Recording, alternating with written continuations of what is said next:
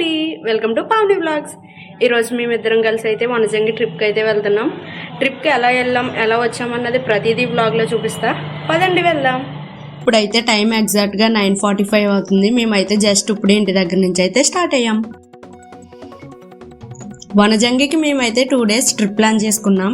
మేమైతే ఈ బ్యాగ్తోనే ఇప్పుడు మా లగేజ్ అంతా తీసుకొని వెళ్తున్నాం.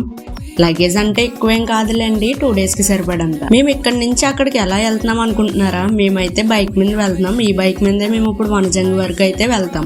అలా చెక్ పోస్ట్ దగ్గరకు వచ్చానో లేదో క్లైమేట్ ఎందుకో కొంచెం చేంజ్ అయినట్టు అనిపించింది. మేమైతే జస్ట్ ఇప్పుడే ఆనంద్ దాటుకొని మల్లవరం చెక్ పోస్ట్ దగ్గరికి అయితే వచ్చాం. అలా మాట్లాడుకుంటూనే మేమైతే కోరంగి వరకు అయితే వచ్చేసాం.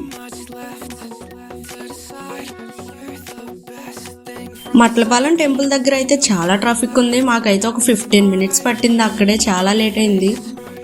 మేమైతే కాకినాడ ఊర్లోకి అయితే జస్ట్ ఎంటర్ అయ్యాం. బట్ ఇటు సైడ్ వెళ్తే హైవే అంట, చిన్ను అయితే కత్తిపూడి పిఠాపురం ఆ హైవే మీద అయితే తీసుకెళ్తున్నారు. మేమైతే జస్ట్ ఇప్పుడే కాకినాడ SRMT మాల్ దగ్గరికి అయితే రీచ్ అయ్యాం.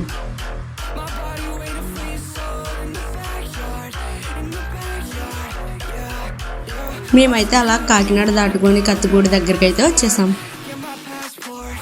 మేమైతే ఇప్పుడే పిఠాపురం అయితే రీచ్ అయ్యాం.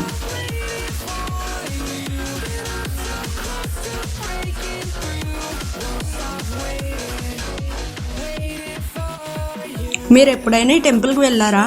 వెళ్ళుంటే కామెంట్ సెక్షన్లో కామెంట్ చేయండి. నేనైతే ఎప్పుడు వెళ్ళే, బట్ నెక్స్ట్ టైం అయితే వెళ్తా ఖచ్చితంగా.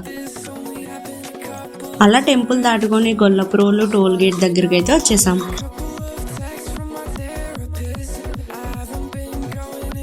అలా చాలాసేపు మాట్లాడుకుంటూ వెళ్ళేసరికి ఇంకా బోర్ కొట్టి మ్యూజిక్ అయితే పెట్టుకున్నాం. అలా మ్యూజిక్ పెట్టుకొని మేమైతే అన్నవరం దగ్గరికి అయితే రీచ్ అయిపోయాం.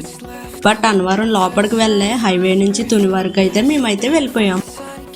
వామ్మో, ఈ కార్ ఏంటి అంత పైకి వెళ్ళిపోయింది? యాక్సిడెంట్ చాలా గట్టిగా అయి ఉంటుంది. మీరు వెళ్ళేటప్పుడు అయితే చాలా స్లోగా వెళ్ళండి.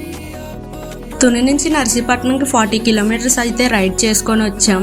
అప్పటికి టైం అయితే 2 o'clock అవుతుంది. మాకైతే చాలా ఆకలేసింది. ఇంకా నర్సీపట్నంలో ఫుడ్ తినేసి మళ్ళీ జర్నీ స్టార్ట్ చేద్దామని చెప్పి ఇక్కడైతే ఈ రెస్టారెంట్కి అయితే వచ్చాం. రెస్టారెంట్ అంబియన్స్ అయితే చాలా బాగున్నాయి. బట్ ఫుడ్ రావడానికి మాకైతే 20 minutes పట్టింది. అలా 20 minutes వెయిట్ చేసిన తర్వాత మా ఫుడ్ అయితే వచ్చింది. ఫైనల్గా ఫుడ్ అయితే వచ్చేసింది. టేస్ట్ అయితే చాలా బాగుంది. నాకైతే చాలా బాగా నచ్చింది. అసలు ఎలా ఉంటుందా అనుకున్నా అంత దూరంలో. టేస్ట్ అయితే బాగుంది. మన సైడ్ ఎలా ఉంటుంది అటు సైడ్ కూడా చాలా బాగుంది.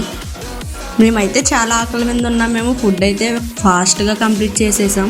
బట్ ఆ ప్రైస్కి అయితే ఆ క్వాంటిటీ చాలా వర్త్ అని చెప్పచ్చు.